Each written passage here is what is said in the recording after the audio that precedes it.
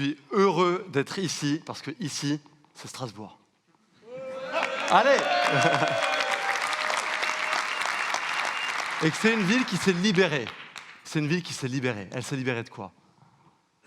Première ville en France à avoir piétonnisé son centre-ville dès les années 70. Première ville en France à avoir réintroduit le tramway dès les années 90. Première ville en France pour la place du vélo dans son quotidien. En fait, première ville en France à avoir libéré son centre-ville de ses voitures et à avoir posé cette question à ses habitants. Une question un peu provocante finalement. Pouvez-vous vous passer de votre voiture? Pouvez-vous, vous passer de votre voiture? On va faire un sondage. Est-ce que ceux qui, dans la salle, n'ont pas de voiture, peuvent, s'il vous plaît, lever la main? Ok. Alors, je vois pas tout, mais il y a une bonne nouvelle et il y a une moins bonne nouvelle. On va commencer par la bonne nouvelle. La bonne nouvelle, c'est qu'il y a quand même beaucoup de mains qui se lèvent. Et ça, ce que ça montre, c'est ce qu'on lit dans les rapports, c'est vrai. C'est qu'ici, plus qu'ailleurs, on utilise le vélo pour se déplacer. Ici, moins qu'ailleurs, on utilise la voiture pour se déplacer. Ça faisait même la une des journaux il y a quelques jours. Et malgré ça, il y a une moins bonne nouvelle. C'est que même ici, même à Strasbourg, même dans ce laboratoire reconnu partout en Europe pour ses avancées en termes de mobilité, même ici, il y a beaucoup de mains qui ne se lèvent pas. Et au fond, moi, je comprends. Parce qu'objectivement, si vous êtes à Broumat, ce n'est pas non plus hyper facile de vivre sans sa voiture. Et ce constat que se font ceux qui n'ont pas levé la main ici, et ils se le font dans la région, en France, un peu partout, et la statistique qui m'avait frappé, c'est 7 Français sur 10 qui disaient ne pas pouvoir vivre, ne pas pouvoir se passer de leur voiture. Et je ne sais pas pour vous, mais moi, ces mots, ils m'ont frappé. Les mots ont un sens. Ne pas pouvoir se passer. Moi, ça m'évoque la dépendance. Ça m'évoque la dépendance. C'est un peu comme si notre voiture était devenue un membre de plus, un peu encombrant. Et c'est le cas en France, mais partout, finalement, dans le monde. Et ce qui fait qu'aujourd'hui, on a 2 milliards de véhicules sur la planète. Et moi, ça m'interpelle. Moi, je me demande, mais ça va coûter combien, ça, in fine? Ça va coûter combien? C'est quoi le coût aujourd'hui pour ma société, pour ma communauté, mais aussi pour ma vie à moi?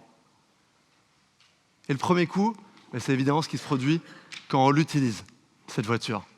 C'est le stress, c'est le temps passé dans la voiture, dans les embouteillages, c'est la congestion, c'est la pollution. Moi, je dois vous faire une confidence.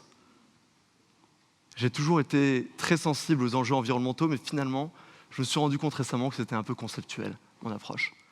Je voyais les JT sur TF1 et France 2, et je voyais ces images de villes archi-polluées, avec des gens qui se baladaient avec un masque. Et moi, je me disais, j'espère qu'un jour, si j'ai des enfants, ils ne se baladeront pas avec un masque.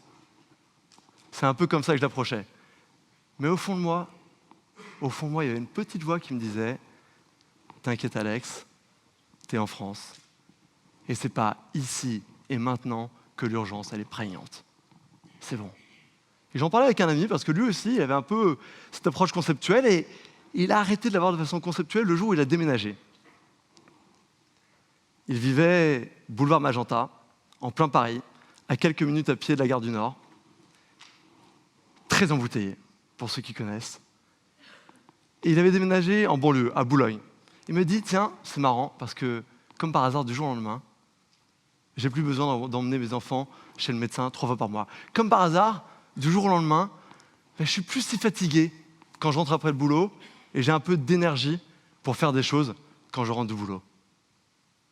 Et en fait, je me suis dit, en l'écoutant, aujourd'hui, on ne porte pas des masques.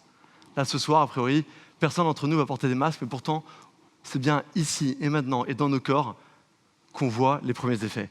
Et le pire, c'est qu'on ne parle que de 4% des problèmes. Alors 4%, je ne vais pas faire de sondage, mais essayez quand même de deviner ce que ça peut être. 4%.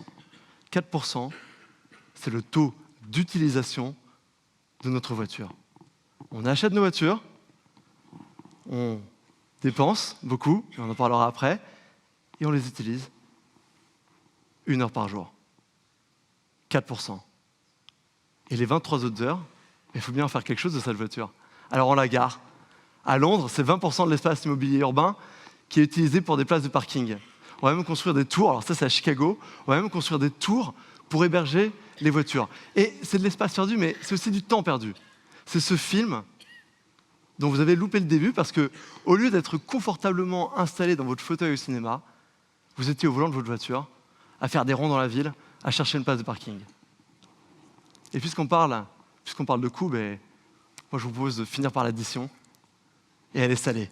Elle est salée l'addition. Parce que c'est plein de petits coûts. C'est quoi? C'est l'amortissement du véhicule. C'est les assurances. C'est les pépins. Et je ne veux pas croire une seule personne ici qui me dirait qu'il n'a pas eu d'ennui avec son véhicule dans les 12 derniers mois. Et tout ça, c'est 6 000 € par an pour quelque chose qu'on utilise 4% du temps. Alors, malgré ça, malgré ce stress, cette congestion, cette pollution, ce temps, cet argent, je ne sais pas pour vous, mais moi j'ai l'impression que nous en France, mais un peu partout dans le monde, on adore notre voiture. On a un lien quasi émotionnel avec notre voiture. Je suis sûr que dans cette salle, il y en a même qui lui donnent un petit nom à leur voiture. Et rassurez-vous, je ne vais pas vous demander de lever la main. Je n'ai pas envie de vous mettre mal à l'aise. Et ce lien émotionnel, il a longtemps été rationnel, parce que c'était la liberté. C'était, je peux partir là, ici maintenant, et les quelques déplacements que je ne peux pas faire en transport en commun, je peux les faire avec ma voiture. Ça, c'était vrai pendant longtemps. Je suis convaincu que c'est plus vrai aujourd'hui. Il y a 20 ans, il y a un nouvel objet qui est arrivé dans nos poches. Alors pour moi, c'était un peu le rêve, c'était le rutilant Nokia 3310. Et je faisais plein de choses avec. Je pouvais passer des coups de fil et parfois je jouais au serpent, j'étais meilleur que mes amis. Je vous rassure, je fais un peu plus de choses aujourd'hui avec mon téléphone portable. Je l'utilise pour travailler, pour écouter de la musique, pour réserver un resto, parfois même, alors pas assez selon mes proches apparemment, pour passer des coups de fil. Et depuis peu de temps, pour commander une voiture avec chauffeur. Je veux aller au resto, je sors mon téléphone, j'ouvre l'application, un clic, et une voiture arrive en quelques minutes. Je suis en retard à un rendez-vous important, un clic, une voiture vient me chercher, et j'y vais sans stress. Et ce clic-là, il me permet de faire beaucoup de choses. Il me permet, moi, de dire à l'application « Bonjour, je suis Alexandre, je suis au 1 place Dauphine à Strasbourg, et je veux aller le plus vite possible à Broumat. Mon numéro de téléphone, c'est au 06 75 88 20 54. Mon numéro de carte bleue, c'est le... Bon, je ne vais quand même pas vous le donner. Vous savez que je suis un bon payeur et j'ai une bonne note. Et l'application, elle me répond « Très bien, c'est noté, c'est noté. Une voiture arrive dans quelques minutes. C'est une Volkswagen Passat, Thierry, un chauffeur professionnel, vient la conduire et il a une très bonne note utilisateur. » Ce dialogue, il a lieu sur un écran, en moins d'une demi-seconde, en bien moins de temps que j'en ai eu besoin pour vous le décrire. Et il enclenche un cercle vertueux. Ce cercle vertueux, c'est quoi? C'est simple et on adore la simplicité. Plus d'utilisateurs, plus de conducteurs. Donc un meilleur maillage, moins de temps d'attente pour les utilisateurs, plus d'utilisateurs encore, plus de conducteurs. Pour les conducteurs, moins de temps mort entre chaque course. Pour les utilisateurs, un service toujours aussi fiable. Pour les conducteurs, plus de revenus. Pour les passagers, c'est toujours moins cher. Et enfin, une alternative crédible à la voiture individuelle. J'avais cet ami lyonnais avec qui on en discutait justement et je lui présentais pour la première fois cette application. Parce que moi, en fait, il y a 4 ans, après 6 ans en finance à Londres, j'ai changé de cap dans ma vie professionnelle et j'ai rejoint une start-up. J'ai rejoint une start-up qui s'appelle encore Uber. Et ce qu'on essayait de faire, c'était de développer une application comme ça. Alors mon rôle à moi, c'était d'aller lancer en Europe, au Moyen-Orient, en Afrique. Je me suis beaucoup amusé, j'ai beaucoup voyagé, j'ai aussi beaucoup douté. Ça, c'est une façon un peu polie de vous dire que je me suis jamais pris autant de vestes en aussi peu de temps. Parce que partout où j'arrivais dans une nouvelle ville, ce qui se passait, c'était la même chose. J'arrivais, je présentais le service, et on me disait Ah, c'est pas mal, mais ça, honnêtement, pas ici, pas ici. Au mieux, vous arriverez à servir des gens qui veulent rentrer de soirée.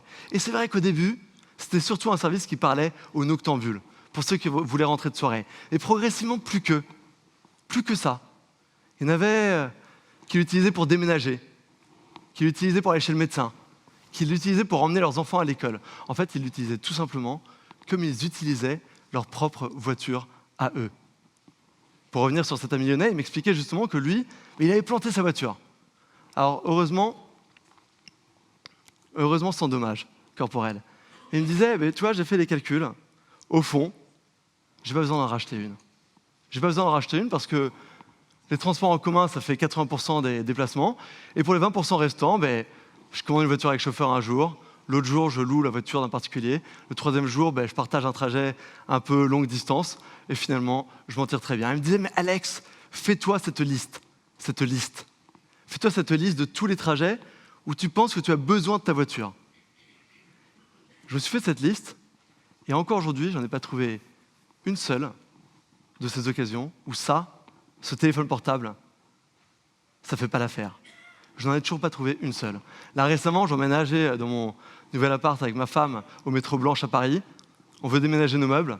Je sors mon téléphone, un clic, et je loue une voiture qui est à 2 pâtés de maison. Moins d'un quart d'heure après, je suis au volant et j'ai cherché les meubles.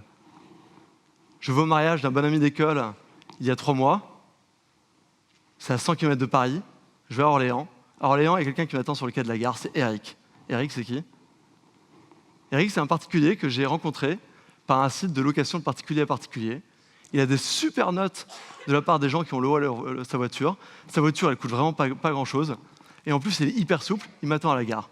Alors, j'ai pris sa voiture. Alors, j'ai pas fait le kéké parce que sa voiture était rayée dans tous les sens. Mais honnêtement, ça faisait largement l'affaire. Demain, vous voulez aller au boulot? Là, pour le coup, je pense qu'on est bien servi avec les transports en commun. Ils sont en panne? Vous pouvez y aller en vélo. Il fait trop froid, comme aujourd'hui?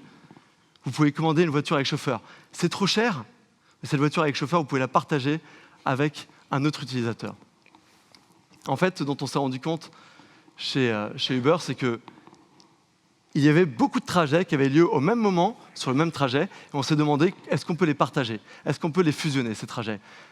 On a créé quelque chose qui s'appelle Uber Pool. Je vais vous donner un exemple. Si demain, vous êtes place de l'Étoile, et que vous voulez aller gare de l'Est, vous sortez votre téléphone, un clic, quelqu'un arrive, le conducteur, et derrière, il y a Sophie, une autre passagère.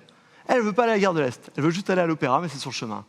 Vous les déposez, vous y arrivez quelques minutes après, c'est confortable, c'est un peu plus long, c'est surtout très abordable d'un point de vue de prix. Et ça, pour moi, cette technologie, elle me montre qu'on y est là. On y est, et c'est que le début. C'est que le début, mais on est nombreux. On est nombreux, c'est plus qu'une bulle. On est nombreux. Rien que pour une application comme Uber, c'est 1,5 million de Français, mais si vous prenez tout l'écosystème, et il y en a énormément des offres, ce sont plusieurs millions de Français aujourd'hui qui utilisent ça. Donc si ce n'est pas vous, c'est peut-être votre voisin, peut-être votre cousin, c'est peut-être cet ami qui n'a toujours pas le permis de conduire, et à qui vous dites, il est temps là, il est temps de se bouger un peu, quoi. Mais au fond, cet ami qui n'a pas ce permis de conduire, regardons-le de plus près. Est-ce qu'il est vraiment moins libre que vous? Est-ce qu'il est vraiment moins libre que vous? Est-ce qu'il fait vraiment moins de choses que vous, cet ami? Est-ce qu'en fait, sa vraie chance, c'est qu'il est libre parce qu'il n'est pas piégé par ses émotions, ces conditionnements que nous, on a créés avec nos premiers rapports avec notre voiture. Lui, il n'a pas connu la satisfaction de tenir ce volant la première fois quand il a conduit sa première voiture. Il n'a pas connu l'émotion d'avoir cette première clé et du coup, finalement, il est peut-être plus libre. Alors, dès qu'on parle de permis de conduire, moi, ce qu'on me dit souvent, c'est vrai, ça, mais honnêtement, c'est surtout pour les centres-villes. C'est vrai, au début, c'était surtout pour le centre-ville. Ça, c'était la carte de notre couverture en 2012. Aujourd'hui, ça va beaucoup plus loin. Pour vous donner l'exemple de Paris, c'est dans un rayon de 80 km que ça va le servir. Récemment, j'étais à Bruxelles, je rentre en Thalys, je reçois un texto de ma femme, je ouvre le téléphone, je regarde l'application, il y a 4 voitures à moins de 8 minutes de ma position. Je suis dans la banlieue de Compiègne, à 80 km de Paris. Alors, il y a aussi un petit côté un peu rassurant. Je les sens, elles sont là, ces clés. On ne sait jamais. Si je dois partir là, ici, maintenant, je peux. Ça, je comprends très bien. C'est un besoin de contrôle. Et j'ai un peu changé d'avis par rapport à ce besoin de contrôle depuis l'accident de mon frère. On est en mars 2015, il vit à Londres, on est dans la nuit, et il a un accident domestique un peu bête. Toujours est-il qu'il perd beaucoup de sang au bras. Tellement de sang qu'il est obligé de descendre dans la rue pour s'assurer que si jamais il tombe dans les pommes, il y aura quelqu'un pour l'aider. Il y a quelqu'un qui passe, il fait OK, on va regarder. Bon, en effet, c'est un peu spectaculaire. Il sort son téléphone, un clic, et il est emmené en 3 minutes au secours. Finalement, ça s'est très bien passé. C'était que, une dizaine de points de suture, mais pas trop visibles. C'était plus une grosse frayeur, mais moi, ça a montré que peut-être que ces clés-là, qu'on pense être plus fiables parce qu'elles sont en dur, et peut-être qu'aujourd'hui, elles nous fournissent un peu moins de liberté que ce qu'on a là, dans notre téléphone. Alors là, on se dit, c'est un peu gros quand même de se dire, est-ce qu'on va vraiment réussir, demain, à avoir des centres-villes sans voiture individuelle? C'est vrai que ça paraît un peu gros quand même. Et on a presque du mal à se le figurer, alors qu'on a un exemple très très près d'ici. Je vais vous demander de me suivre. On va faire un retour en arrière. Alors fermez les yeux. Vous êtes à Strasbourg, dans les années 70, et vous êtes au volant d'une Simca. Je prends une voiture qui n'existe plus, comme ça il n'y a pas de jaloux. Vous êtes rue des Grandes Arcades, vous déboulez, vous arrivez sur la place Kléber. Qu'est-ce que vous voyez? Ouvrez les yeux. Un parking géant et un rond-point. Ça, c'était la place Kléber, il n'y a pas si longtemps que ça. Demain, on fait la même balade. Vous tombez sur une des places les plus agréables de la ville, avec des terrasses, avec des fontaines, et surtout un endroit où on peut venir s'amuser et passer du bon temps. Moi, je suis convaincu qu'aujourd'hui, en fait, en 2017, des places Kléber, on peut en rajouter des centaines et des milliers dans tout le pays. Je suis convaincu qu'on peut le faire, et c'est à notre portée. Alors, c'est sûr, moi, j'arrive un peu avec mon approche, avec mon échelle, avec mes exemples, avec ma vie, finalement. Et je pense qu'on a tous des configurations différentes. Ça, je suis sûr. Je suis sûr que dans la salle, il y en a objectivement, si demain il n'avait plus de voiture, objectivement, il pourrait faire moins de choses. Et ça, je pense qu'on peut le demander à personne. Mais on parlait de la liste tout à l'heure. De la liste de tous ces trajets où on se dit, tiens, aujourd'hui, ça, je peux le faire qu'avec ma voiture. Moi, je reste quand même convaincu que là, dans tous ceux qui n'ont pas levé la main, si on refait cette liste maintenant, je suis convaincu qu'en fait, avec ça, on s'en tire très bien. On n'a peut-être pas besoin de ces clés dans notre poche. Merci beaucoup.